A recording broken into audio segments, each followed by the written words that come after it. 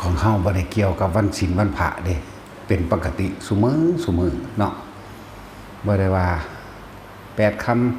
ำ15ค่ำบ่ว่าขึ้นบ่ว่าแลงบ่ว่าลงเป็นปกติบ่ได้ว่ามื้อนี้วันสำคัญวันมาฆะวันวิสาขะวันอาสาฬหะหยังปกติคือเก่าคือจังบ่มีหยังพิเศษนี่เนาะ เป็นปกติทุกมื้อแต่กิเลสมันก็ยังเกิดทุกมื้อไว้ความอยากได้อยากดีอยากมีอยากเป็นมันก็ยังเป็นไปได้ทุกมื้อก็สิไปหามื้อมันเห็นหยังเลิกงามยามดีสิมีมาจากไสกันกิเลสตัณหามันก็บ่ได้หาเลิกหางามยามดีก็มันก็ยังบ่มีพิธีธรรมะก็ต้องบ่มีพิธีคือกันแต่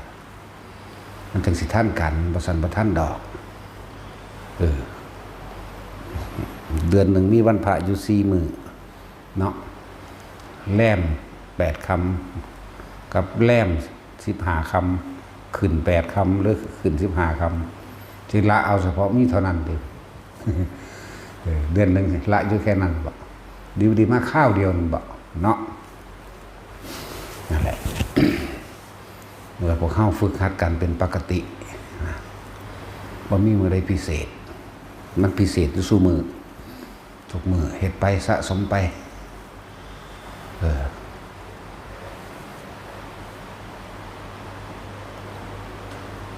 มันเฮาสิมีปานใดก็สร้างดอกแค่นั้นแหละรวยก็รวยไปตายจนก็จนไปตายหาก็หาไปตายในที่คณะหาอยู่นั่นกะบ่ได้ดังสมหวังตายก่อนก็มีได้ดังสมหวังตายแล้วจังตายก็มีจริงบ่มีหยังสมหวังอย่างเด้ว่าตั้งเป้าไว้ว่าเดือนนี้ซื้อรถมอเตอร์ไซค์แล้วสมหวังแล้วเนี่ยก็บ่แม่นพอถ้าซื้อมาแล้วก็คิดหาหน้าไม้ล่วงหน้าไปอีกละมันบ่ธรรมดาเด้พวกเฮาบ่ทันมันนั่นแหละจังว่าถ้าบ่มาได้ยินได้ฟังก็บ่มีความคิดเปรียบเทียบเด้เอาความคิดมาเปรียบมาเทียบหาความจริงที่เจ้าของกำลังเป็นเพราะทุกคนเข้าใจว่าเจ้าของเป็นผู้รู้เข้าใจว่าเจ้าของเป็นผู้ถูกเข้าใจว่าเจ้าของเป็นผู้จริงเข้าใจว่าเจ้าของนี่ถูกต้องที่สุดนะ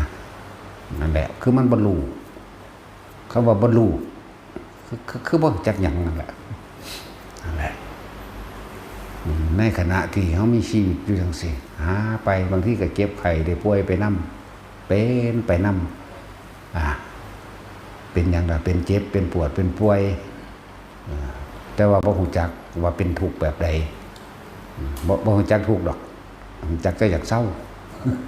คือบ่น้อมเข้ามาเบิ่งร่างกายเจ้าของจริงๆเพราะว่าหยังคน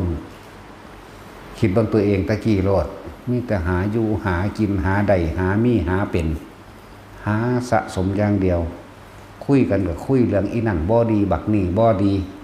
ผู้นั่นรวยผู้นั่นทุกข์ลูกหลานอีนั่นอีนี่บักนั่นบักนี่เป็นแบบนั่นแบบนี้ตระกูลจังสั่นตระกูลจังสี่ไล่ไปบ่เคยมองเข้ามาหาตัวเองนั่นแหละธรรมะเท่านั้นเด้อจึงจะแยกแยะความผิดความถูกความจริงความบ่จริงธรรมะเท่านั้นที่จะแก้ให้ทุกคนเห็นทุกข์ได้ตะกี้บ่เห็นแต่อยากได้มันก็อยากได้นั่นแหละการได้ยินได้ฟังธรรมจึงเป็นสิ่งที่มีคุณค่าสูงสุดสำหรับทุกๆคนในชีวิตนั่นแหละคนเฮาเกิดมาถ้าบ่มีธรรมะนะบ่ได้มีคุณค่าหยังเด้ฟังดีๆเด้เจ้าสิรวยล้นฟ้ายศถาบรรดาศักดิ์หรือมีอำนาจและอิทธิพลใดๆเพียงใดก็ช่างถ้าขาดคุณธรรมขาดธรรมะแล้วคนผู้นั้นเป็นคนที่ไร้ค่าหมดราคาบ่มีค่าอีหยังเลยจริงๆนี่เด้อแล้ว คือเฮาว่าเศรษฐีนั่นเศรษฐีนี่รวยล้านจุด44ล้านจังซี่บ่มีความหมายหยังดอกรวยแล้วก็บ่เห็นว่าสิซอยให้ผู้ใด มีความสุขได้หรือเว้ามองมันสุดขาดเลยนี่ด้วยกระสร้างมึงบ่เอานิพพานให้ไผได้แม้กระทั่งตัวมึงเองด้วยกระสร้างมึงบ่ให้สามารถที่จะซอยผู้ใดพ้นออกจากการเวียนว่ายตายเกิดได้นั่นแหละสิภาษายังกับว่าไปสงเคราะห์คนทุกข์คนยากคนจน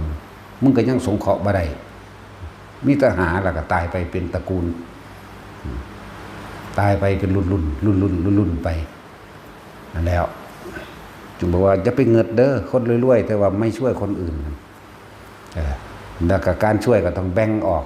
ให้เห็นตามความจริงพร้อมการช่วยเหลือบุคคลผู้อื่นโดยไม่หวังสิ่งใดตอบแทนนั่นแหละจึงจะเป็นคุณค่าของคนผู้นั้นนะ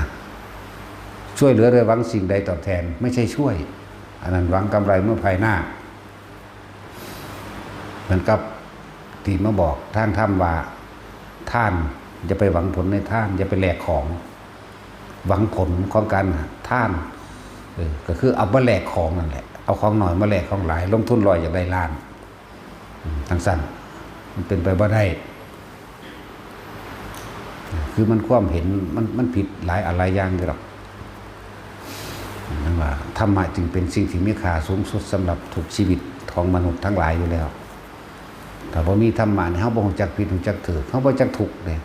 แล้วเขาก็บ่ฮู้สาเหตุทุกข์ที่จะของเป็นทุกข์คือหยังก็ยังบ่รู้เลยทุกข์คือความเข้าใจว่าบ่มีนั่นเองคนเข้าใจว่าทุกข์คือความบ่มีเด้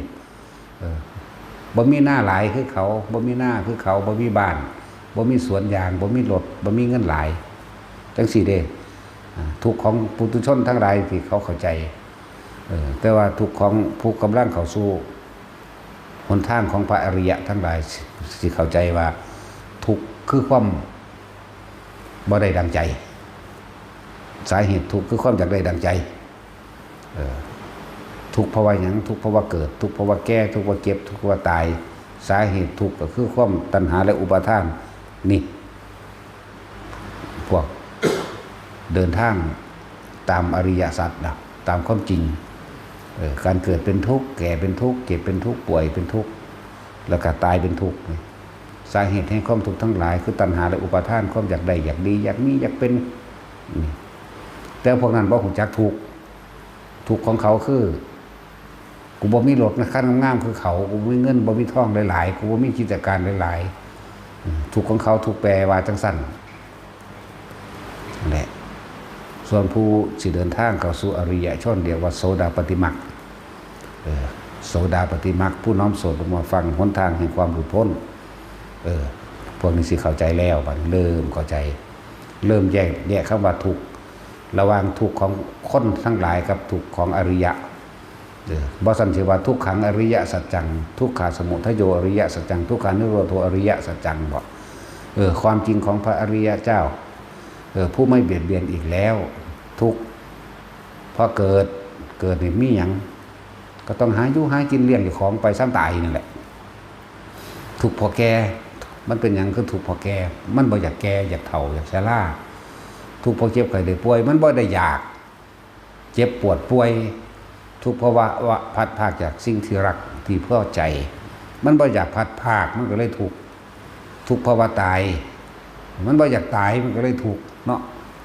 ตัวอยากบ่ล่ะทุกบัดนี้ตัวอยากนั่นแหละ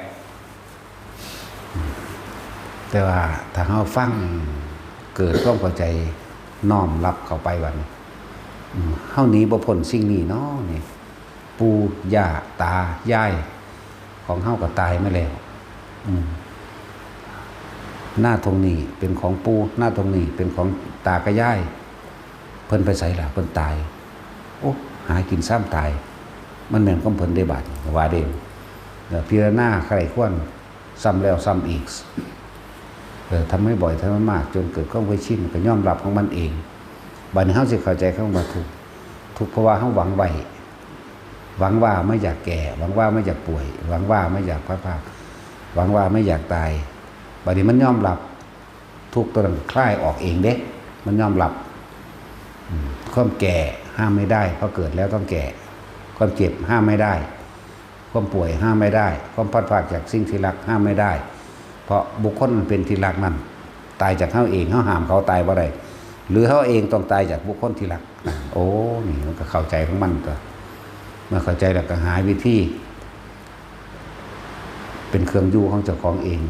เพื่อบ่ให้มันดิ้นรนกวัดแกว่งเพื่อบ่ให้มันกังวลในอนาคตและอดีต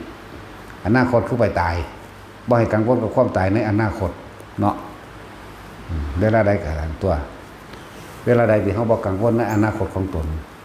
ย่อมหลุดพ้นจากอดีตนั้นด้วยเข้าใจบ่ล่ะความเป็นอยู่ถ้ามันยอมรับได้แล้วปราศจากความกลัวใส่ชีวิตอย่างกล้าหาญเด็ดเดียวมันยอมรับความจริงแล้วก็การไม่เป็นไปด้วยการเบียดเบียนทำร้ายให้ผู้ใดผู้หนึ่งเสียชีวิตและทรัพย์สินตัวบัดนี้หายความกังวลบ่ได้กังวลบ่ได้ร้อนเพราะว่าเฮาเข้าใจธรรมชาติสัตว์โลกเป็นไปตามกรรมแล้วกระทำสิ่งอันใดไว้ย่อมได้รับผลของกรรมนั้นสืบไปว่าต้องไปคิดถึงเรื่องตกนรกสวรรค์ก็ได้เอาใกล้ๆนี่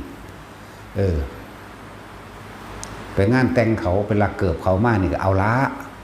เราหล่อนกระวนกระว่ายเราละเนาะเกิบครูนี่คือไม่แท้นี่เนาะอยากได้เด็กก็ใส่ของเขามาเลยนี่ตั้งใจรักเอานี่เนาะบัดไปหอนเพื่อนแล้วก็เอาไปเสื่องไว้สักวันได้กาคิดไว้ว่าให้เขาลืมนั่นกังวลหลับได้เด้อให้เขาลืมสักก่อนให้เขาเศร้าหาสักก่อนพอดีพี่น้องเกิดบัดยางมาเล่นน้ำซื่อๆใช่เขาสิมายังดอกนาลาไว้แล้วโอ้ยมาถามหาเกิดซะเนาะนอล่ะเนาะมันว่าแท็กซี่มันว่ามันกังวลบ่นั่นโอ้ยมาอย่างเนาะบัดเดี๋ยวน้องคือหูจักเร็วแท้เนาะพุ่นมันคิดไปสารพัดหรอกนั่นบ่หาแต่ว่าต้องไปรับกรรมในนรกบ่หาแต่ว่าไปฮอดพุ่นก็ได้เอากรรมดิบๆนี่แหละเอานรกดิบๆนี่ผู้ความบาดระแวงนี่บาดระแวงกังวลนั่นแหละทุกข์ทั้งสั้นคนฟังธรรมะแล้วก็คนมาคอยฝึกหัดปฏิบัติเด้อจังสิเห็นได้เด้อแนวมื้อนี้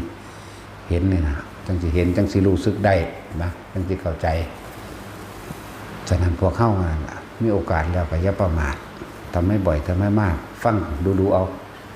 หลายอันหลายอย่างที่แนะนำไปให้กรรมฐานขี้เกียจมันก็แนะนำให้ทำมั่งไม่ทำมั่งวิธีรักษาศีลแบบใดที่สิมันสิเป็นศีลจังซี่หลายคนก็กังวลเป็นธรรมดาละอาชีพบางอย่างก็เป็นไปด้วยกรรมโสเภณีก็บ่ได้เขาก็บ่ได้อยากเป็นโสเภณีแต่ว่ากรรมบังคับให้เป็นจังซี่ก็มีคือเฮาไถนาเฮาเฮ็ดสวนผักเกี่ยวกับการเกษตรต่างๆเฮาก็บ่อยากฆ่าดอกสัตว์ต่างๆเฮาก็บ่มีเจตนาได้ฆ่าดอกแต่ว่ามันก็ได้ฆ่านั่นแหละพวกขับรถไถรับจ้างจังซี่ไถนาไถไห้เนาะเขาก็ได้ว่าเขาไปฆ่าสัตว์เด้นั่งไถตัดเอาใส่ดงใส่เดือนมั่งไถตัดขี่ขันขากมั่งตัดเขียดตัดงูมันนั่นอันแหละของบางอย่างก็เป็นไปหรือบางคนก็บ่แม่นอาชีพแบบเป็นเพชฌฆาตไก่เพชฌฆาตเป็ดโล่งขาหมูโล่งขาสัตว์โล่งขางัวขาควายเขาก็ไม่จะเฮ็ดดอกแต่ว่ากรรมบางอย่างมันก็อาชีพบางอย่างก็เป็นไปด้วยกรรมบังคับให้เป็นเนาะอันนี้วิธีรักษาสิจังใดซั่นคนเฮามันก็ต้องมีการนอนพักผ่อนในเลยเนาะเอาตอนนอนก็ได้เด้อบางคนก็มีอาชีพลักษณะได้ขายอยู่เบิดมือจนเท่าคำคือขาไก่นั่นแหละโรงงานไก่โรงงานกุ้งโรงงานหอยปูปลาปลาหมึกโรงงานต่างๆสารพัดที่เฮ็ดไปแต่ว่าบาดที่นอนก็ตั้งใจเอาตัวฟังธรรมแล้วเข้าใจดีแล้วไหว้พระซะเข้ามาไหว้พระบ่แม่นว่าไปไหว้แต่ในวัดหรือไหว้ต้องมีพระพุทธรูปต้องมีรูปพระพุทธพระธรรมพระสงฆ์ยังบ่ต้องมีก็ได้อยู่ในใจของเฮาเองเข้าใจบ่ล่ะกราบแต่จิตความคิดนึกเอาตัวนึกถึงพระพุทธรูปองค์ใดองค์หนึ่งนึกถึงภาพพระพุทธเจ้าหรือนึกถึงเอาก็ได้ดอกบ่หาแต่มีรูปก็ได้นะพุทธังสรณังคัจฉามิธัมมังสรณังคัจฉามิสังฆังสรณังคัจฉามิกล่าวคำถึงสรณะกล่าวคำเป็นที่พึ่งแล้วสิเว้านะโมต่อกับเว้าหรือบ่เว้าก็แล้วแต่สาธุนี่ข้าพเจ้า เจ้าขอตั้งจิตเจตนาในการรักษาศีลห้านับตั้งแต่บัดนี้เป็นต้นไปจนกว่าข้าพระเจ้าจะตื่นนอนเมื่อตื่นนอนแล้วเลิกกันขอพร้อมเลิกพร้อมเด้แต่ก็นอนไปแต่จะให้ดีอย่างหนึ่งคนฟังธรรมก็ฟังตัวมันต้องรู้จักวิธีปฏิบัติได้เนาะนอนฟังไปนำบัดนี้คราวเดียวตอนนั้นแล้วมันก็ตัดลับไปเองนั่นแหละในขณะนั้นที่เฮานอนหลับลงไปเริ่มต้นตั้งแต่ตั้งใจตั้งจิตเจตนาเนี่ยในการบ่ขาบ่หลักนั่นน่ะศีลห้านั่นแหละฟังทำไปพร้อมมันก็หลับไปในขณะที่เฮานอนหลับอยู่นั่นมันบริสุทธิ์ตัวเด้ก็ใช่ว่าล่ะความคิดของมันบ่ได้ไปปล้นจี้ฆ่ากับไผก็เลยเอาความคิดนี่ไปน้อมในการฟังธรรมไปพร้อมใช่ว่าล่ะความคิดฟังธรรมแล้วก็คิดไกลควรแล้วพิจารณาไปพร้อมรับไปนำบางที่ตายในขณะนอนหลับโอ้บ่ได้ตกต่ำเด้อจิตมันบ่ได้มีหม่องตั้งในเรื่องไปปล้นไปจี้ไปฆ่าไปลักไปขี่เหล้าเมายาไปขี่ตัวไผแม่นบ่ความคิดของเฮาบ่ได้ไปปรุงแต่งเรื่องนั้นเด้มันปรุงไปนำธรรมะพี่ล่ะอย่างต่ำก็สวรรค์แล้ววะจักว่าล่ะคนมีศีลได้จังไปไหนเนาะ จิตใจบ่ไปเกาะไปเกี่ยวกับของเรื่องใดทั้งสิ้นแต่ฟังธรรมะไปนี่แหละฟังไปรับไปซ้ำเสือกตายซ้ำผู้มันธรรมดาเดินฟังธรรมะก่อนตายเฮาเว้ายังต่ำไปสวรรค์บรรลุโสดาสกิทาคาหรืออนาคาอรหันต์ก็ได้เด้สิบอกให้เด้อนี่แหละเรียกว่ากรรมฐานขี้เกียจ กรรมฐานขี้เกียจมันเป็นไปได้ทั้งนั้นแหละนะเป็นไปได้เบิดพระนาคิตะ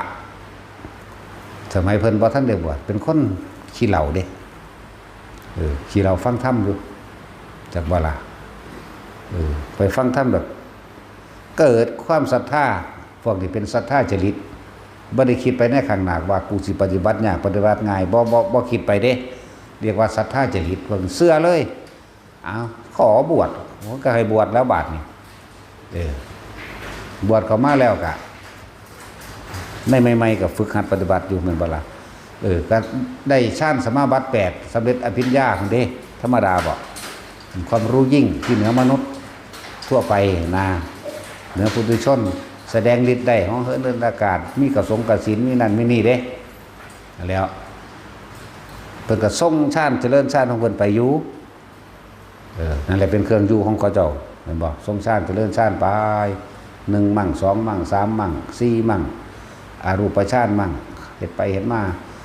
มื้อนึงชาวไร่ชาวนาชาวบ้านเขาเดือดร้อนเวลาถึงฤดูหน้าฝนมันสิมีงูตัวนั้นแหละนาคเจาะคันหน้ามั่งเลื่อยผ่านคันหน้าเขามั่งเฮ็ดให้หน้าขาดคันหน้ามันขาดน้ำบ่อยู่ได้สั่นเขาบ่มีที่พึ่งพวกนั้นเพิ่นว่าขอพระคุณเจ้ามาขอเป็นที่พึ่งแน่ทอนทุกปีสิมีพญานาคตนหนึ่งมาแสดงฤทธิ์แสดงเดชเวลานั้นมันสิใหญ่ฐานไปนี่คันหน้าขาดมุนเวิดอัดน้ำอัดในบ่อยู่จังซั่นจังซี่รับปากไปสู่ให้เขาเด้เนาะไปปราบนาคิตะไปปราบพญานาคได้ที่บัดนี้อาจจะลืมในการทรงฌานหรือปล่อยความคิดไปตามคำย่องสรรเสริญเขาจะว่าล่ะเขาก็ย่องว่าโอ้ยพระคุณเจ้าเก่งจังซั่นจังซี่ก็เหลิงไปนำเขาที่พระคุณเจ้าพระคุณเจ้ามักอีหยังชอบอีหยังเป็นของพิเศษบ่ซั่นโอ้ยก็อันน้ำแดงๆคือตีนนกพิราบมาแล้วว่าซั่นเขาก็เข้าใจจักว่าล่ะแต่แม่นอันพวกขี้โกงซุมื้อนี้ว่ากินยาดอง ยาดองพญานาคเขาว่าเด้เนาะแต่ไม่ตะกี้ว่าน้ำแดงๆคือตีนนกพิราบเขาก็เข้าใจว่าเป็นเราโทษเรามักเขานั่นแหละตั้งใส่ขันไว้หน้าบ้านทุกหลังก็นำมาเลยที่บัดนี้กินมาเลยก็สนุกสนานเพลิดเพลินคิดปรุงแต่งเมามั่นไปเลยแต่ว่าท่านได้วิทย์บ้านสำตัวเพิ่นนอกเรา ช่วงนั้นเพิ่นฝึกหัดปฏิบัติอยู่นั่นน่ะ3-4 เดือนนั่นน่ะมันอดเอาได้สันเนาะเดี๋ยวมันลืมแหมคนสงสารมันลืมเด้ฝึกนั่นฝึกนี่ของเพิ่นเองมันลืมไปแล้วลืมเรื่องเราเพราะถ้าเขาย่องแล้วก็มักย่องน้ำเขาที่มักย่องมันเข้าไปสแตกเราน้ำเขาที่บัดนี้เอาตอนนั้นบ้านบรรลุเลยดาตอนบ้านบรรลุได้ตอนบรรลุบ่ดาหรอกใกล้ชีวิตบ้านนั่นแหละกินมาเรื่อยเซ่ใส่เซ่ขวามาเลยแก้วสุดท้ายของนอกตีลมป้างางลงพระพุทธเจ้ากับมูสาวกเดินทางมาจากในเมืองนั่นแหละมาเห็นเอาลากเธอมาแนวสั่นลากอีหลีเด้จับแขนได้ผู้ระข่างกันลากเลยตาลาดไปจะไปถิ่มไปกลางเดินวัดนั่นแหละเพิ่นก็สอนเพิ่นก็แสดงธรรมตัวนี้โอ้ตอนที่เพิ่นทรงชาติเจริญชาติรักษาศีลอยู่นั่นหรืออยู่ปฏิบัติดีอยู่ดอกแต่ว่าโดยความมั่วเมาในความหลงฤทธิ์หลงเดชอย่างหนึ่งเป็นผู้บ่คล้องสติบ่เห็นโทษแห่งสุราบ่เห็นโทษตอนนี้มันก็แสดงไปตอนนั้นแม้พญานาคไงก็สามารถสู้ได้แต่ว่าตอนนี้ลำพังตัวเธอเองก็ว่ายังบ่อาจสามารถรักษาตัวเองได้เลยแม้แต่ใส่เดือนเธอก็ว่าอาจสามารถจะเอาชนะได้เลยนั่นเป็นสอนเนี่ยบ่ล่ะหาวิธีปลุกฟื้นที่มาฟื้นแล้วเพิ่นก็บอกโทษแห่งสุราให้นั่นบ่าบอกโทษของว่าสุรานี่เฮ็ดให้ขาดสติคนบ่มีสติสามารถกระทำการใดบ่ทุกอย่างไปในทางที่ชั่วที่เลวเพิ่นก็เว้าไปเลยได้ไปฝึกหัดปฏิบัติแล้วก็บรรลุธรรมที่เป็นพระอรหันต์ได้บัดนี้นั่นก็สิเว้าเรื่องอดีตของเพิ่นบ่ว่าอดีตชาติบ่แม่นอดีตหลายๆชาติเว้าเรื่องนี้แหละอดีตชาตินี้น่ะบ่เฮ็ดหยังหากินเหล้าเมายาไปนั่นแหละแต่ว่าได้ฟังธรรมแล้วเรามีความศรัทธาพอมีศรัทธาแล้วก็มาบวชแล้วก็ตั้งใจฝึกหัดปฏิบัติอยู่แต่ว่าเกิดแนวนี้มานั่นแหละ ชีวิตของคนเฮามันเปลี่ยนแปลงได้แต่ได้ยินได้ฟังธรรมเข้าใจบ่ล่ะหลังจากว่าธรรมนี่มีคุณค่าสูงสุดยิ่งกว่าเบิดทุกอย่างความจริงของชีวิตความจริงของการเวียนว่ายตายเกิดเอิ้นว่าฟังธรรมก็นี่ก็โดยความหมายมันกว้างคำว่าธรรมมันบ่ล่ะความจริงของการเวียนว่ายตายเกิดความจริงของทุกข์ความจริงแห่งเหตุทุกข์ความจริงของคำว่าสัตว์โลกเป็นไปตามกรรมความจริงของคำว่าเกิดแล้วก็ต้องตายความจริงของคำว่าทุกข์มื้อนี้แหละเรียกว่าธรรมเนี่ยสามารถเปลี่ยนแปลงตัวเองได้โดยตัวเฮาเองเด้ฟังแล้วบ่เฮ็ดมันก็บ่มีค่าหยังเด้บ่มีค่าหยังฟังแล้วก็ดีบ่ดีมันฟังเอาไประย่ำตัวเองซ้ำตัวฟังจดจำได้ดีแล้วเอาไปบอกสอนผู้อื่นตำหนิผู้อื่นก็มีแต่ว่าถ้าฟังแล้วน้อมเข้ามาสู่ตนน้อมเข้ามาพิจารณาโอ้กูเป็นจังซั่นอีหลีบ่นอกูเป็นแบบนั้นกูเป็นแบบนี้มันสำนึกได้มันก็เปลี่ยนเป็นตนเองได้ธรรมะเปลี่ยนแปลงได้แล้วธรรมะนี่แก้ไขได้หมดทุกอย่างแก้ตัวไม่ได้อะไรนะแก้ไขนั้นได้ทุกอย่างสำเร็จได้ทุกอย่างพร้อมนั่นแหละ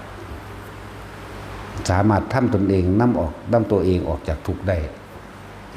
ผู้ใดปรารถนาสิ่งใดถ้าเอาเป็นไปตามธรรมแล้วตามความเป็นจริงมันแล้วก็สำเร็จสิ่งนั้นแหละนั่นแหละว่าธรรมะจึงมีคุณค่าก็เบิดทุกอันทุกอย่าง พวกกันความรวยเพียงใดก็ช่างเถอะนะถ้าไม่ช่วยใครเพราะเหตุให้สมบัติของตนเองมีคุณค่า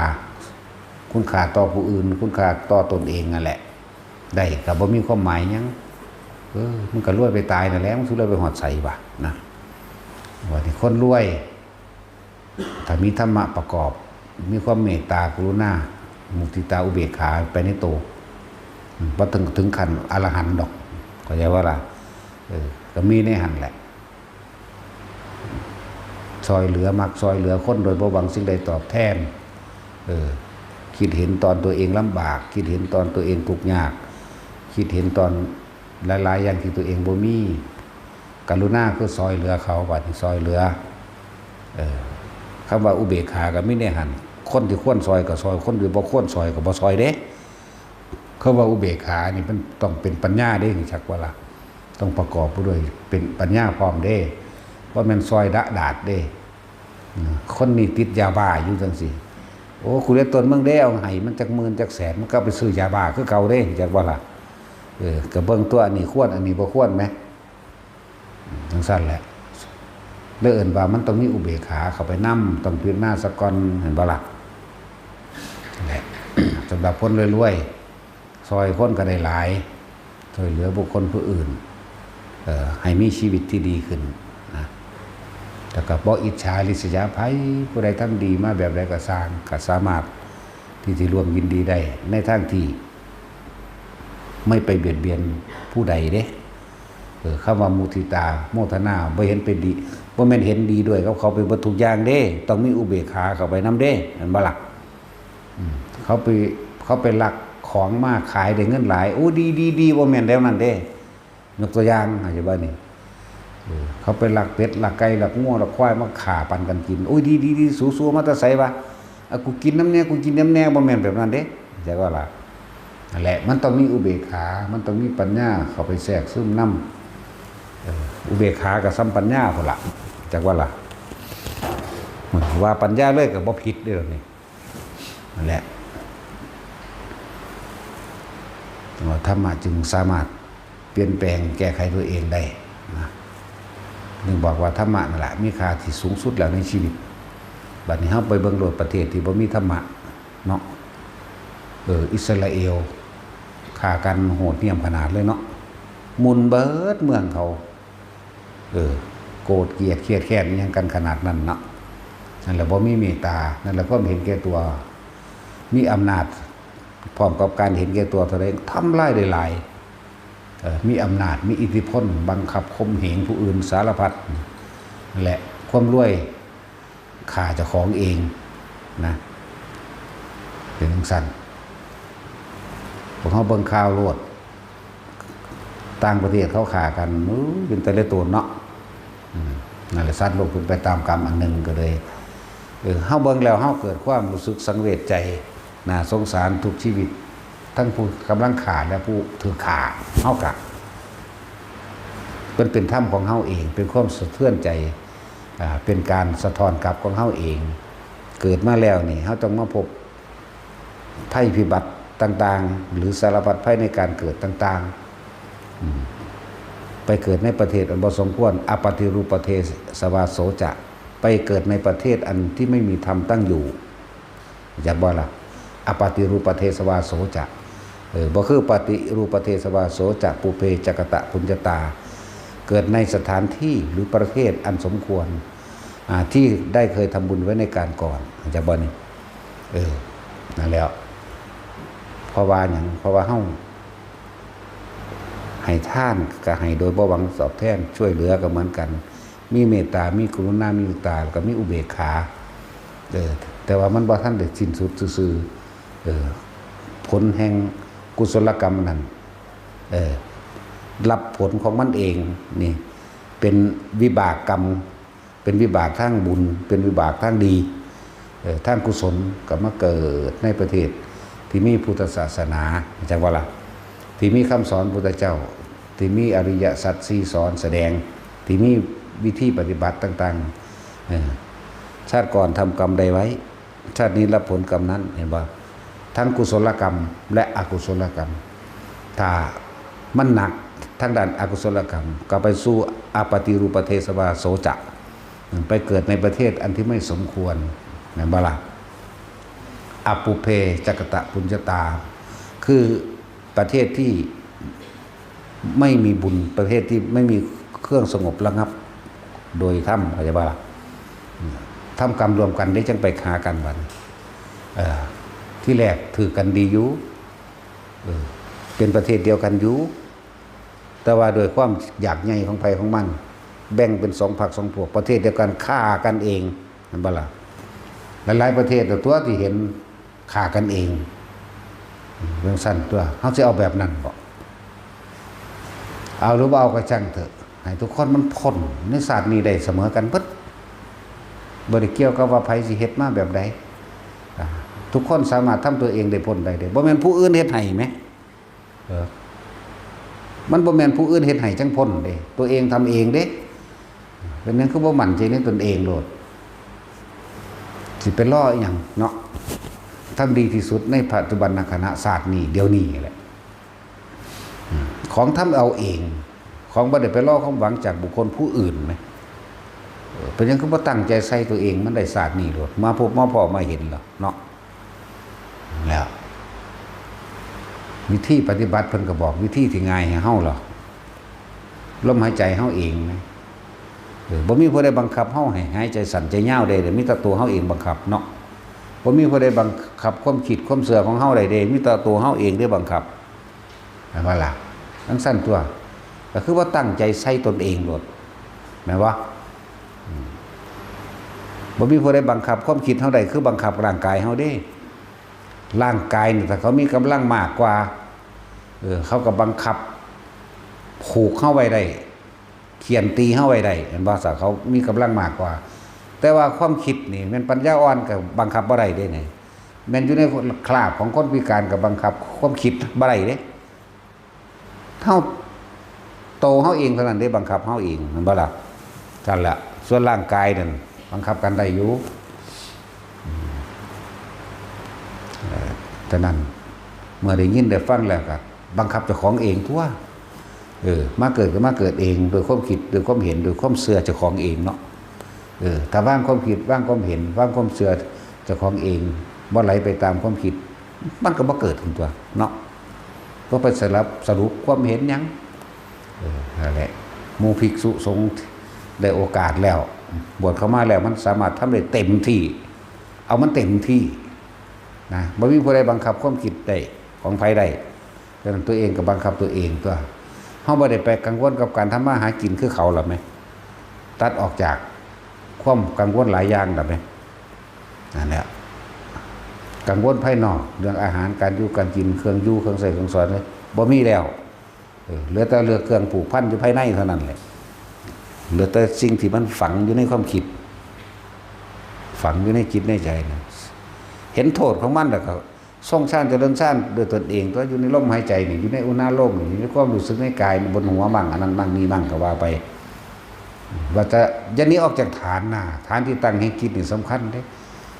สติปัฏฐาน4นี่แหละกายเวทนาจิตจิตเวทนากายส่วนธรรมก็คือเครื่องกระทบทั้งเบิดนั่นแหละกระทบนอกกระทบในรู้นอกรู้ในเห็นนอกเห็นในนอกก็คือบุคคลสัตว์สิ่งของ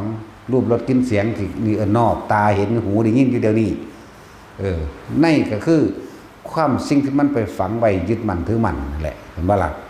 นั่นแหละว่าในอย่างนี้ออกจากฐานเฮาก็สร้างฐานบางใดบางหนึงเอาไว้เป็นเครื่องอยู่ตัวของวิธีเฮาก็สร้างอุณาโลมขึ้นตรงกลางหน้าผากซะก่อนแต่ค่อยสังเกตความรู้สึกมันเคลื่อนไปบนหัวมั่ง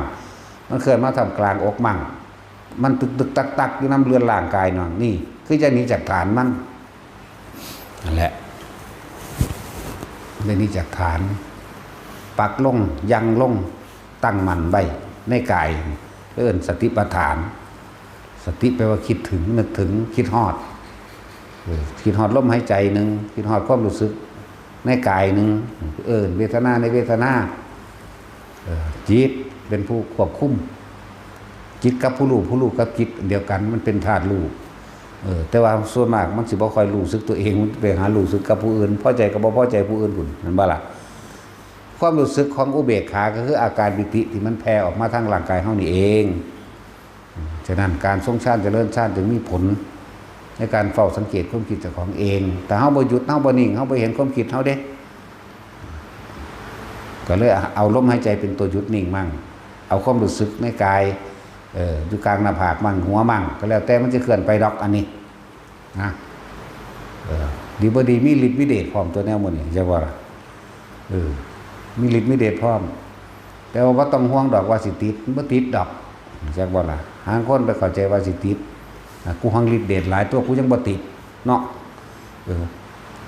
มวยเว้าตะเกาก่อนมามันบ่ธรรมดาเด้อยากไปใส่ก็แวบไปโลดเด้บ่แมงเต็มปากนั่นแหละกูคือบ่ได้ติดกูเห็นโทษมันซ้ำเนาะนั่นแหละแวบไปโลดก็ได้ชำนาญในกสิณช ชำนาญในการเข้าชานออกชานส่งชานมันได้เบิดตัวนั่นแหละมันมีฤทธิ์มีเดชพร้อมแต่ว่าเฮาบ่ได้ไปตีต้องเห็นโทษมันนั่นแหละติดหรือบ่ติดจะมาตัดสินว่าเขาสิติดหรือบ่ติดอย่างนั้นมาบังว่าฆ่าไผเด้เนาะคนทรงชาตินี่มันบ่มีความคิดสิไปฆ่าไปปล้นไปกี้ไผดอก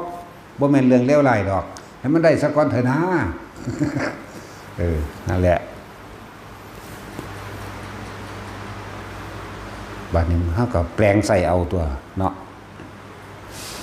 ถ้าว่ามีฤทธิ์ก็น้อมฤทธิ์นั้นมารักษาโรคก็ได้เด้ล่ะแม่นบ่น้อมฤทธิ์นั้นมาเพื่อสิปกป้องผู้อื่นก็ได้เด้ล่ะคือจังแนะนำให้เอากระดาษออกจากผ้าเด้อตั้งแต่กี้มันบ่จักคำเว้าที่จริงมันเฮ็ดว่างๆมันก็เป็นของมันแล้วเนาะมันก็ออกของมันแล้วคือว่าเฮาต้องการเขียนภพภูมิไว้นี่ในอดีตชาติข้าพเจ้าเกิดมาจากภพภูมิใดเขาได้รายชื่อภพภูมินั้นจงมาด้วยเถิดก็จำเป็นต้องเว้าคาถาเด้อันนั้นมันบ่จักแนวสิเว้าเลยเอาเว้าคาถานี่ซะที่จริงมันบ่ได้อยู่ตัวคาถาเป็นตัวบ่ให้คิดฟุ้งซ่านซื่อๆเด้จากวันนี้บ่ให้ความคิดมั่วตัวถ้าเข้าใจแล้วนั่นจับลมหายใจเข้ากับหายใจออกแวบเดียวตั้งจุดหมายไว้ก่อนว่าจะเกิดมาพบใดนี่นิดเดียวกำปั๊บออกมาโลดจักว่าล่ะแท้นั้นบัดนี้โอ้ยมันบอกบ่ถือเพราะว่าคนบ่เคยว่างคนบ่เคยหูจักชาญคนบ่เคยหูจักอันนั้นอันนี้ก็เอาท่องคาถาไปก่อนก็เลยเอาคาถานั่นเป็นกุศโลบายสัสุมัสสิโมนั่นน่ะที่จริงว่าจังได๋ก็ได้ตะตุ่มตวงตุ่มตะตุ่มตวงก็ได้นะโมพุทธฤทธิ์ก็ได้ยังก็ได้มันเป็นเครื่องหลอกบ่ให้คิดฟุ้งซ่านบ่ให้มันไปตั้งความหวังซื่อมันต้องออกมาดอกตากเอากระดาษออกจากผ้าเป็นแล้วที่จริงก็คืออำนาจจิตนี่แหละอำนาจการทรงชาตินี่แหละอำนาจทั้งสมาธินี่เด้บัดนี้ก็เอาของพวกปากกาพวกตะปูพวกยังที่ใหญ่ขึ้นของที่ใหญ่ขึ้นก็เอาผ้าพื้นใหญ่ขึ้นไปเลยใหญ่ไปเลยแม่มันไปขาไผได้ตอนนั้นเลยแม่นบ่ล่ะเป็นเครื่องเล่นเป็นเครื่องยังเข้าไปซื่อๆเอาออกได้บัดนี้ก็นำเจ้าของออกจากห้องก็ได้เข้าห้องก็ได้หรือเอาตัวเองไปปรากฏตรงนั้นตรงนี้ก็ได้แม้กระทั่งเอาตัวเองทะลุไปตามกำแพงเอาตัวเองได้ทั้งนั้นเด้อต่อมาก็มาฝึกคืบแขนของเองให้ฮู้ว่าเฮามีพลังจิตตานุภาพของเฮานี่ถ้ามันมีแล้วก็นึกได้อย่าให้คืบข้ามก้อนหินนี้สมมุติว่าเฮาก้อนหินมานึกพร้อมปุ๊บนึกว่าถ้ากำลังคิดของเราตั้งมั่นดีแล้วจงจะคืบข้ามก้อนหินนี้ก็ได้นี่เป็นวิธีแนะบางคนมันติดชินในความเก่ามันรู้สึกว่าบ่ขังจิตเอาซ้ำนี่เนาะก็เลยใส่ว่าเอานะโมพุทธฤทธิ์ก็ได้นะโมพุทธัสสะก็ได้พุทธังธัมมังสังฆังสนังกัจฉามิจี้ลงไปในนี่จับในขณะที่จับมาน่ะเว้าคิดในใจเฮาพี่จงจะคืบข้ามก็คือเบิ่งมันสามารถเคลื่อนย้ายของก็ได้มันสามารถที่จะเปลี่ยนทิศทางลมก็ได้เด้นี่เว้าประโยชน์มันที่เอามาใส่เข้าใจบ่ล่ะข่าวว่าพายุฝนช่วงหนาวๆนั่นเนาะสิเข้าประเทศไทยสถานที่ใดไม่มีศีลธรรมไม่มีคุณธรรมให้ล่มจงเคลื่อนไปณสถานที่นั้นมันก็อวยอีหลีไหมโอ้โหจังอวยว่าเนาะบาดนี่เนาะมันอวยจริงๆได้สูงมันเปลี่ยนทิศนั่นแหละอวยน่ะมันเปลี่ยนทิศทางก็ได้เฮาแค่นึกไปซื่อๆมันก็เป็นแล้วจากว่าล่ะฮู้แล้วเนี่ยมันเข้ามาหาเฮาต้องมานิดนึงแล้วเฮาใส่ความนึกของเฮาเองใส่ความรู้สึกของเฮาเองเปลี่ยนทิศทางใดฝนสิตกน้ำสิท่วมบ่หั่นเฮ็ดจังไดมันก็ต้องมีผลกระทบอยู่แล้วในประเทศไทยจังซี่สถานที่ตรงใดบ่มีคุณธรรมศีลธรรมให้ไปมีผลกระทบอยู่หม่องหั่นใส่ความนึกไปซื่อๆก็ไปได้ล่ะแม้แต่แผ่นดินถล่มมันนั่นบางที่เขาก็ยังบอกเอาไว้แล้วมันสิเป็นหลุมยุบเด้อยุบลงแบบนี้บัดนี้ตื่นเช้ามามันเป็นโลดตั้งแต่เฮาไปต้านไว้ก็แห้งครับว่าสิบอกสื่อมันก็เว้าบ่ออกรู้จักว่าล่ะโรงพยาบาลนั้นถนนนั้นเวลานั้น มันหูเบิดรายละเอียดแต่ว่ามันเว้าบ่ได้บ่แม่นมันบ่อยากเว้ามันอยากเว้าอยู่แต่ว่ามันเว้าบ่ได้จักว่าล่ะมันก็ต้องมีผลกระทบมั่งนิดหน่อยเข้าใจว่าล่ะแทนที่สิรับหนักๆแต่ว่าก็รับนิดหน่อยนะมันถ้าเว้าไปถ้ามันบ่เกิดก็ด่ากูอีกละหามึงนี่เนาะจริงหูหลายเด้อกูเศร้าเว้าแมงดีกว่าวะแล้วแต่ไผเนาะปล่อยมันตายโลดแต่ว่าคนที่เฮ็ดนำเฮาระลึกถึงเฮารอดมันซื้อบ่เองดอกเพราะเฮาเปิดจิตว่างไว้นี่เข้าใจบ่นี่ผู้ใดคิดถึงมันก็เหมือนกับคลื่นวิทยุมาหากันเองดอกคือเฮาโทรหากันนี่แหมแต่ว่าบ่แม่นว่าขอรอแลก็เอิ้นเบิดเด้ขายผักบ่ได้คืออีท่องอีหานกันเลยเอิ้นกูสูมือรถถ้ากูไปขายผักอีห่านี่จึงคำแมวอันตานผักว่านั่นเบิดข้าวเดียวกับขายเบิดอีหลีเด้มึงจะเอิ้นกูดูหลายอีห่านึงมันบ่ได้สำคัญปานนั้นเนาะมันนี่ข้างมันนั่งกว่าอีห่ากันมีดปาดผักเก่าดอกต้องไปเก็บได้ว่าทางใดดอกเก็บได้อีหลีเด้บ่แม่นมันซื้อมันหาว่ามันลืมหม่องก็ซื้อมันก็ซักอยู่หั่นแหละก็เอิ้นให้กูไปหามีดของจังซั่นก็เอิ้นกูอีห่านี่โอ้ยกุญแจเฮียก็เอิ้นกูสู้แนวเอาโลดเว้ยนั่นแหละเอาแนวหนักๆแหม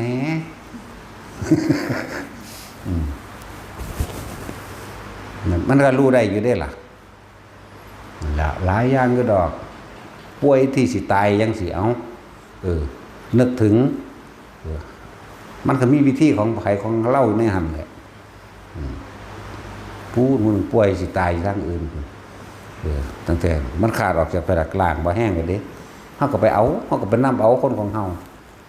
จังซั่นล่ะคำว่าคนของเฮาคือคนที่เขาหลบนับถือเขาทำตามอยู่หายจากอาการป่วยแบบคือบ่ป่วยตัวเศร้าคือจังเบิบไปโลดตัวหลายคนอยู่ได้ล่ะหรือเกิดอุบัติเหตุจังซั่นจังซี่ของเขาเปิดว่างๆไว้อยู่แล้วนะอันแนวจังซี่ไปรักษาชีวิตไว้แต่เป็นบุคคลที่สร้างประโยชน์ต่อบุคคลผู้อื่นเด้เฮาจังเอาจังไปจังว่าล่ะไปหาปล้นจังสิมิตรกูสิซอยตำรวจไปจับสูนแล้วนี่ว่าเด้อันพวกอันไปเฮ็ดไปทางเร็วๆมิตรกูสิสะกิดตำรวจไปจับสูเลยแล้วจังซั่นเพื่ออันนี้มันสำคัญจำเป็นถึงชีวิตจังสิได้ทั้งนั้นนั่นแหละหลายคนอยู่ดอกที่เขารอดออกมานั่นน่ะจังซี่ซื่อๆมันต้องเป็นมันต้องไปของมันเอาเองดอกเป็นบ่ล่ะแล้ว แต่แผ่นดินไหวแผ่นดินสิถล่มมื้อนี้ก็ยังเฮ็ดได้ตัวที่สอนนี่บ่แม่นว่าบ่มีคุณค่าอีหยังเด้บ่แม่นว่าให้ผู้ใดมาติดมาหลงแนวนี้แล้วของเฮามันใช้ให้มันเป็นประโยชน์มั้ยเฮาก็อุปโลกขึ้นมาใช้เพียงแค่ว่าไว้แต่ทรมานหมู่สัตว์หรือช่วยเหลือหมู่สัตว์เท่านั้นเด้ล่ะสัตว์กับคนนี่แหละเอาไว้จะช่วยเหลือเขาเวลาเขาตกทุกข์ได้ยากลำบากหาทางออกบ่ได้พวกป่วยจังซี่แต่เป็นโรคเนื่องโดยกรรมบางอย่างเฮาก็ให้ฝึกเอาเองเฮ็ดเอาเองแต่ของบางอย่างที่เฮาเฮ็ดได้เฮาป่วยแทนเฮาก็เฮ็ดให้แต่ยามใดเป็นหวัดโลดเป็นซ้ำนั้นแหละเป็นหวัดขี้มูกออกจักหน่อยนั่นแหละก็เป็นธรรมดาได้ของพวกนี้ถ้าเฮาซอยเหลือผู้นั้นผู้นี้ถึงขั้นใดบางทางแล้วแต่ความหนักความเบาแต่หนักถึงขั้นชีวิตทั้งก็เป็นหวัดป่วยจักหน่อยไปบ่ได้จังซี่นะต้องสละตัวเองตัวที่ฝึกที่สอนมานี่บ่แม่นเอามาอวดอ้างหรือว่าเอามาข่มเหงไผเด้เอามาช่วยเหลือคนเอามาช่วยเหลือสัตว์ใช่บ่ล่ะมันหลายอย่างคนดอกที่มันหลอดจากอำนาจของสมาธิเรียกว่าอำนาจหรือพลังจิตานุภาพที่ฝึกฝนดีแล้วคล่องแล้วว่าล่ะมันสั่นแล้วบ่ได้ให้เอามาว่าสิไปให้ไปยึดไปติดไปหลงหรือบ่ได้ไปเฮ็ดไผเด้นี่บ่ได้สร้างขึ้นมาเพื่อให้เกิดความร่ำรวยบ่ได้เฮ็ดเพื่อโชคลาภวาสนาบ่ได้เฮ็ดเพื่อจะทำศักดิ์บ่ได้เฮ็ดเพื่อลบล้างลัทธิใดลัทธิหนึ่งเข้าใจบ่ล่ะ เฮาอุปโลกกันมาเนี่ยกูเฮ็ดเป็นเบิดก็แล้วกันนาแล้วกูบ่เห็นว่ากูสิหลงจักอันจักแนวเนาะตั้งแต่เอาไปตีปากคนก็ยังเฮ็ดได้เฮาก็ยังบ่เฮ็ดเนาะปากบิดปากเบี้ยวก็ได้อยู่ได้หลังบ่เฮ็ด ก็สิเฮ็ดอีหยังก็ยังว่าเอาไว้ซอยเหลือคนนั่นแหละมันก็เกิดกลายเป็นบุญเป็นกุศลของเฮาหนุนเนื่องกันมาอีกต่อหนึ่งตัวบ่ได้หลงในฤทธิ์ในเดชอีหยังเด้อุปโลกกันมาเอาไว้เพื่อช่วยเหลือหมู่เราสรรพสัตว์ของบางอย่างเอาไว้ทรมานจิต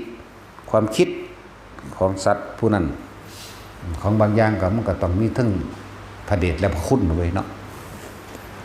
เว้ายากแล้วก็กักขังมันไว้ก็ได้ตัว แต่ว่ามันต้องมีประโยชน์ได้เฮาจังเฮ็ดแต่ว่ามีประโยชน์เขาก็บ่บอกเลย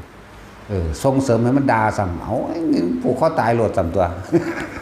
จังซั่นต้องบ่ได้สะอ่อนเด้หยังก็ดีนั่นแหละ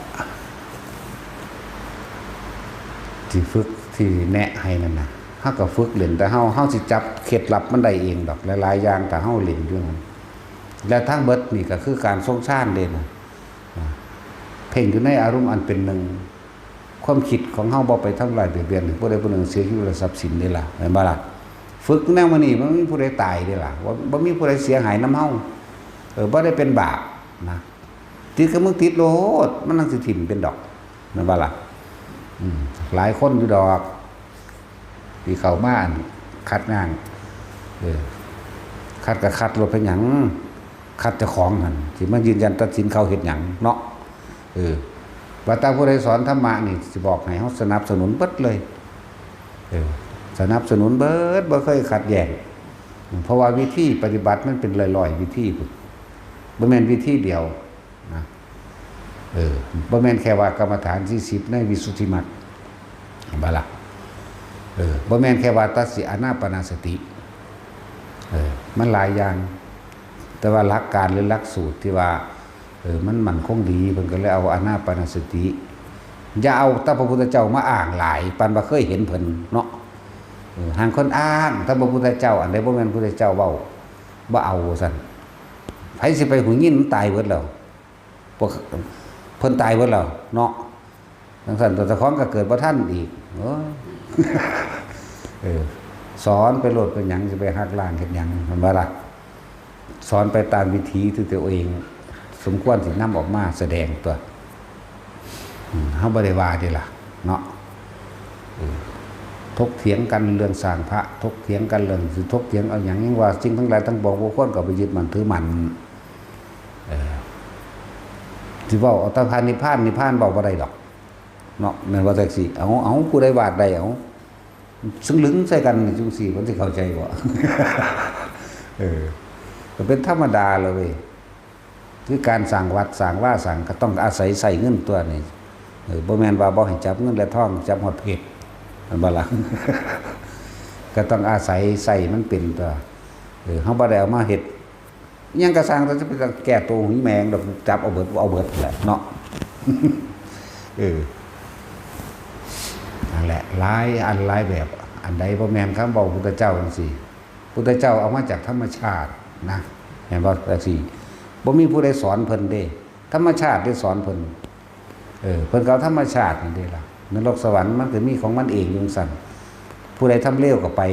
นรกผู้ใดทำดีไปสวรรค์ผู้ใดเบิดดีและเลวแล้วบ่มีความปรารถนาก็นิพพานมันเป็นของมันเองอยู่แล้วนะมันว่าล่ะ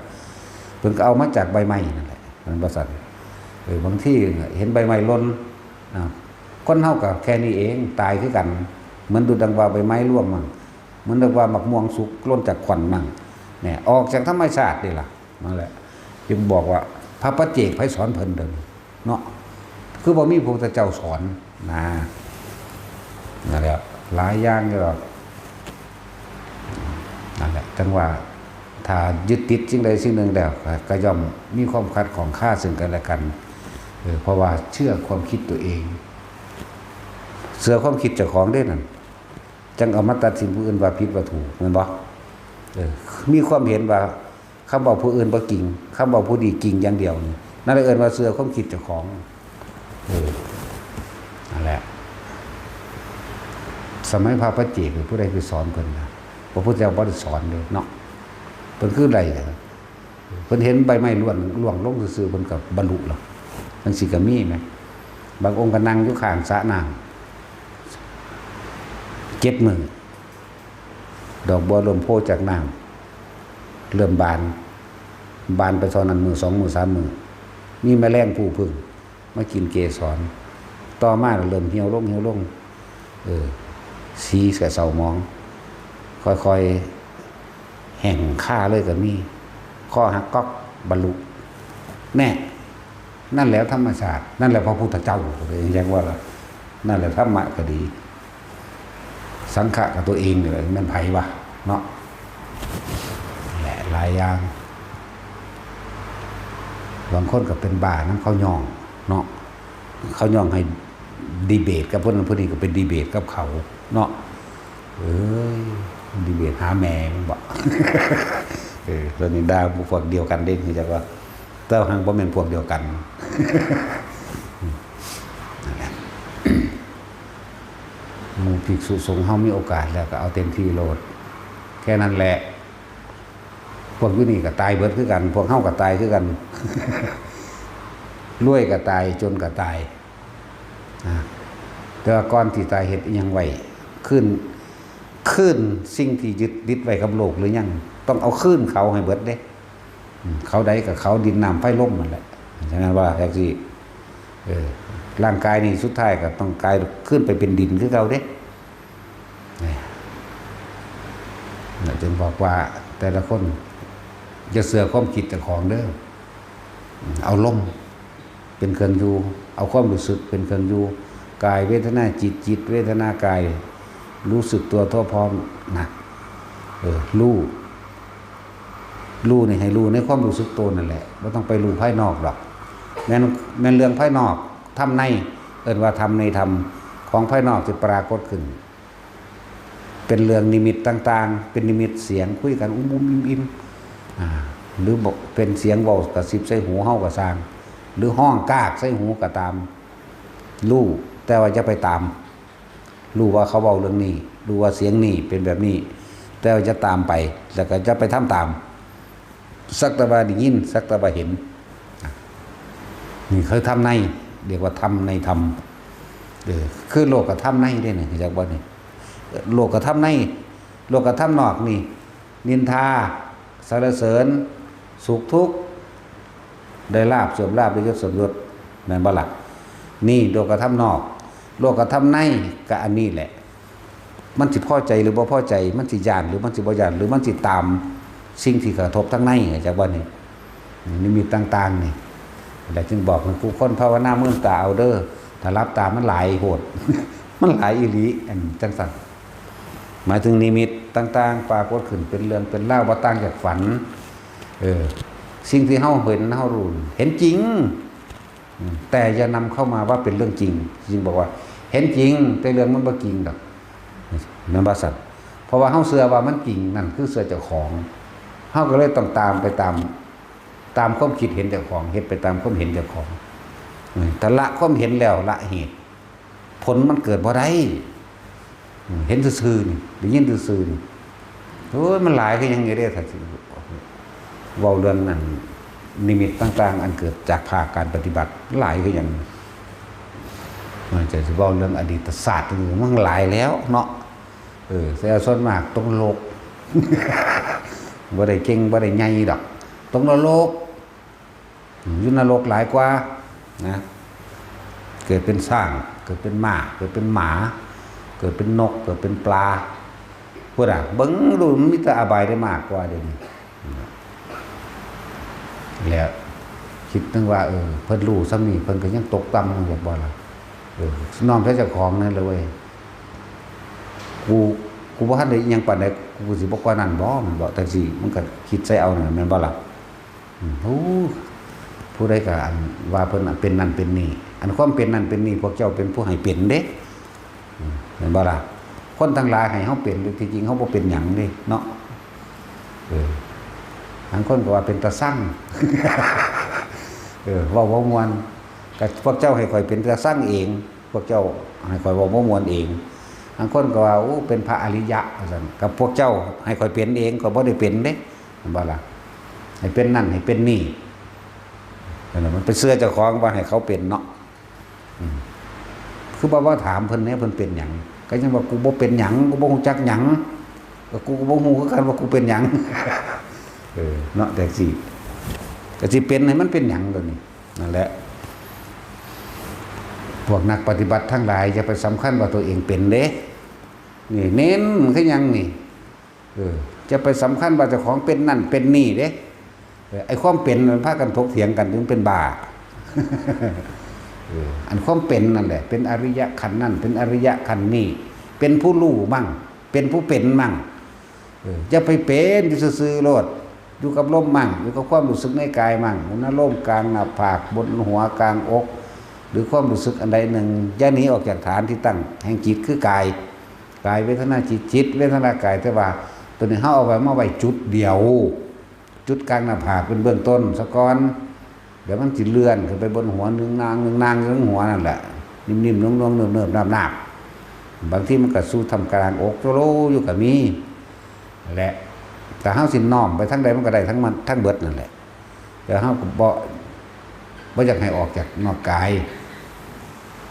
มีความรู้สึกอยู่จังสั้นนะแล้วบ่ต้องไปสำคัญมันหมายว่ามันคือหยังเป็นหยังก็ได้หรอกคำว่าปัจจุบันนักขณะคือความรู้สึกตัวในกายเฮานี่แหละ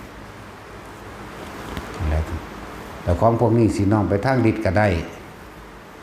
ฤทธิ์นี่แปลว่าสำเร็จเด้เข้าใจว่าล่ะเฮ็ดอีหยังมันก็สำเร็จนะนั่นแล้วแต่ว่าเอาไปเฮ็ดในทางชั่วมันบ่สำเร็จเด้เข้าใจว่าล่ะแต่ไปนำทางดีมันเฮ็ดสำเร็จอยู่แต่ไปในทางชั่วมันบ่ไปเด้เพราะมันมีตัณหาปนเข้าใจว่าล่ะของพวกนี้เอาตัณหาเข้าไปปนบ่ได้เด้เอาความอยากแหม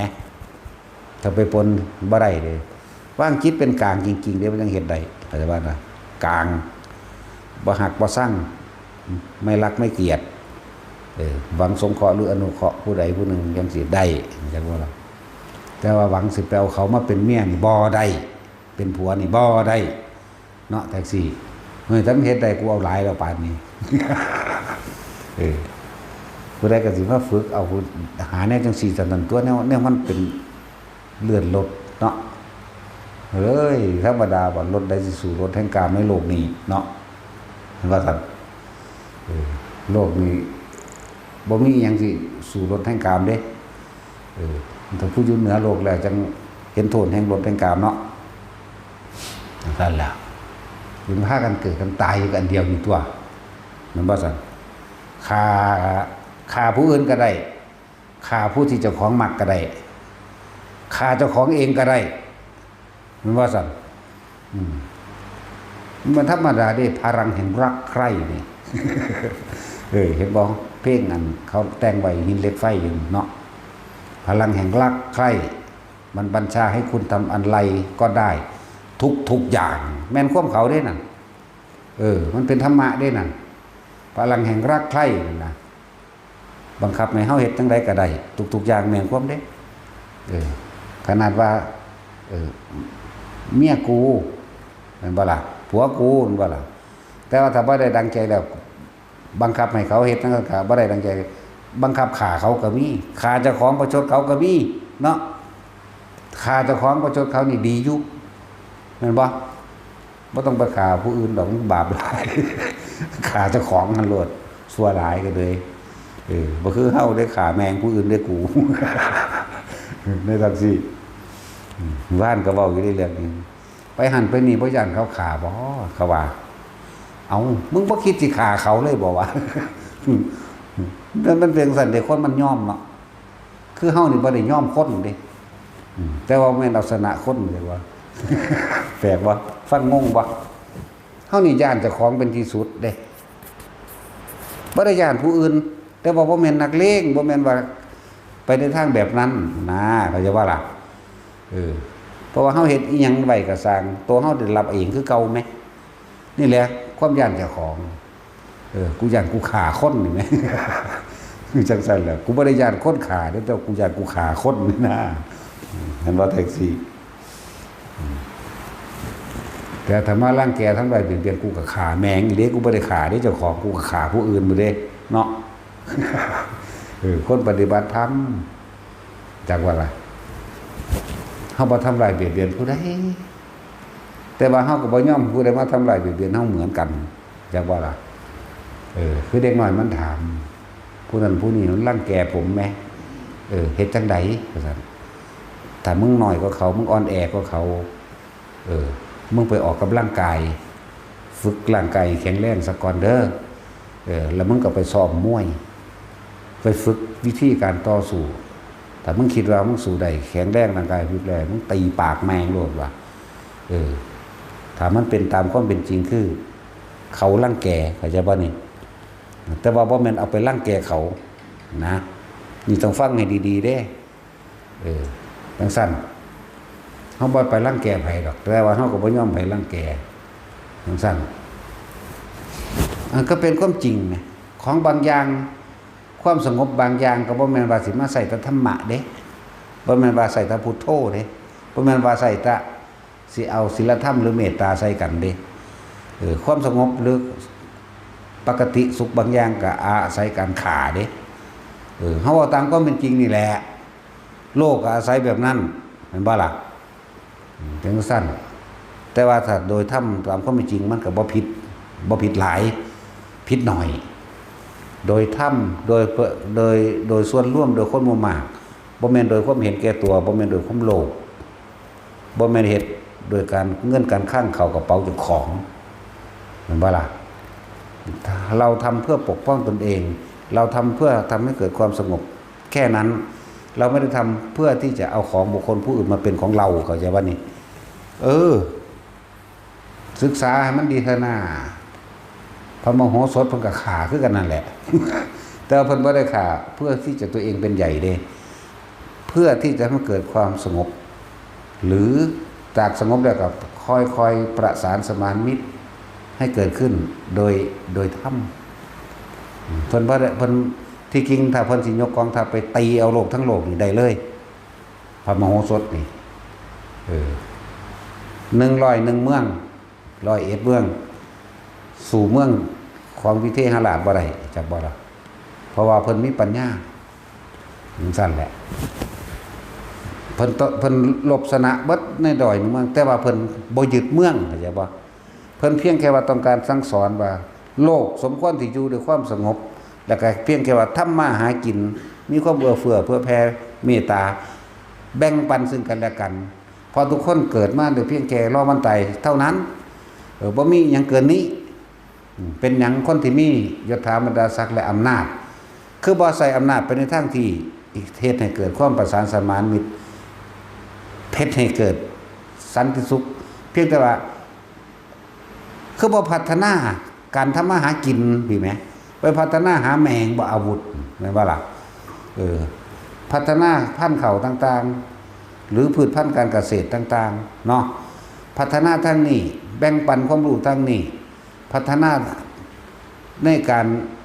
ทำมาหากินนั่นแหละอันพัฒนายังพัฒนาอาวุธนั่นก็ความเห็นแก่ตัวเท่านั้นแหละบ่ซั่นพระมโหสถเพิ่นพัฒนาแบบนี้เพิ่นก็ถามเวลาจับเขาติดกับดักอยู่ในอุโมงค์เพิ่นแล้วเพิ่นก็ถามทั้งเบิดนี่ประเทศนี่เป็นของไผย่านตายได้เว้าขึ้นมานั่นพระเจ้าอันจุลมณีนั่นแม่นบ่ล่ะเป็นของท่านนั่นแหละมโหสถซั่นนะที่จริงเพิ่นบ่ได้ปราบเพิ่นบ่ใส่กำลังอันนี้ว่าเพื่อสิไปยึดประเทศเขายึดคนเขายึดสมบัติเขาแม่นบ่ล่ะเพิ่นก็เว้าอธิบายให้เข้าใจซะเฮาบ่สมควรสิไปลุกลานบ้านเมืองอื่นดอกเฮาบ่สมควรที่สิไปปล้นจี้เขาหรือทำลายให้เขาเป็นหยังเฮาคือบ่แบ่งปันพืชพันธุ์ธัญญาหารการเกษตรต่างๆเครื่องอยู่อาศัยเครื่องห่มยารักษาโรคหรือเฮ็ดให้คนประสานสมานมิตรซึ่งกันและกันเพราะทุกคนเกิดมาเพียงแค่รอวันตายเฮาคือบ่นำแต่ละบ้านแต่ละเมืองเป็นหยังคือบ่พากันตั้งโรงทานเพื่อเป็นการเมตตากรุณาผูกมิตรเฮ็ดให้คนฮักกันก็ว่าไปนั่นแหละเพิ่นบ่เอาไหมเป็นตาเงินบ่ล่ะ นั่นแล้วแต่นำเรื่องของพระมโหสถมั่งนำเรื่องของ พระเตเมใบมั่งสมัยก่อนเพิ่นเป็นกษัตริย์อยู่ในเมืองนั่นแหละเมืองหยังล่ะทีเวลาบอกหลังจากคนใส่อำนาจเดินทางที่ผิดตกนรกคือ 1,000 ปีนรกเราไม่อยู่ในอุตุสุตะเราไม่อยู่ในอุสุทนรก 1,000 ปีหลังจากสิ้นกรรมอันเป็นครุกรรมหนักมาแล้วก็มาเกิดในตระกูลเจ้าของคือเก่าตระกูลเมืองอันนั้นแหละเมืองหยังล่ะที่มีล่าอย่างนี้แหละมือนึงพอเอาไปนั่งตักอุ้มลูกน้อยเป็นลูกไส้ตัดสินเอาผู้นี้ไปประหารเอาผู้นี้ไปเคี่ยน100 ครั้งเอาคนนี้ไปตัดมือจังซี่นะเกิดความสะดุ้งตกใจระลึกศาสตร์ใดในศาสตร์หนึ่งกูมาจากไสวะชาติก่อนใครเป็นข้าชาตินี้ข้าเป็นใครได้บัดนี้ระลึกลงไปโอ้กูเป็นผู้ตั้งเมืองนี่กูเป็นผู้สร้างประหารเขากูเป็นผู้ทำลายเขาตายจากนี้แล้วคนพวกนี้เป็นลูกหลานเหลนหล่อนเจ้าของสมบัติเข้าใจป่ะล่ะก็เลยบ่อยากรับหน้าที่เป็นพระราชาเพราะว่าอาญาทั้งเบิดการได้รับโทษทั้งเบิดออกจากพระราชาได้บัดเลยทำท่าเป็นใบบ่ล่ะ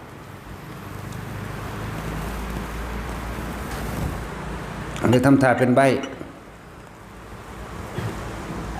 ได้จังหวะแล้วก็จะได้ออกบวชตัวบัดนี้ก็คนบวชนั้นบวชบ้านบวชเมืองอยู่เลยล่ะหลายเมืองพร้อมบวชนำ3 เมืองของตัวนั่นแหละหลายอย่างก็ดอกที่พวกเขาบ่เข้าใจอ่านเบิ่งก็ได้ตัวหนังสืออากลากอยู่เบิ่ง3 ฉบับพุ่นเด้พระไตรปิฎกฉบับสอธรรมภักดีก็มีฉบับของลูกสอเพราะว่าพระเจ้าสอแล้วตายก็โดนแล้วลูกมาเฮ็ดแทนเนาะฉบับของจุฬาก็มีบ่แม่นจุฬามณีมหาลัยจุฬาก็มี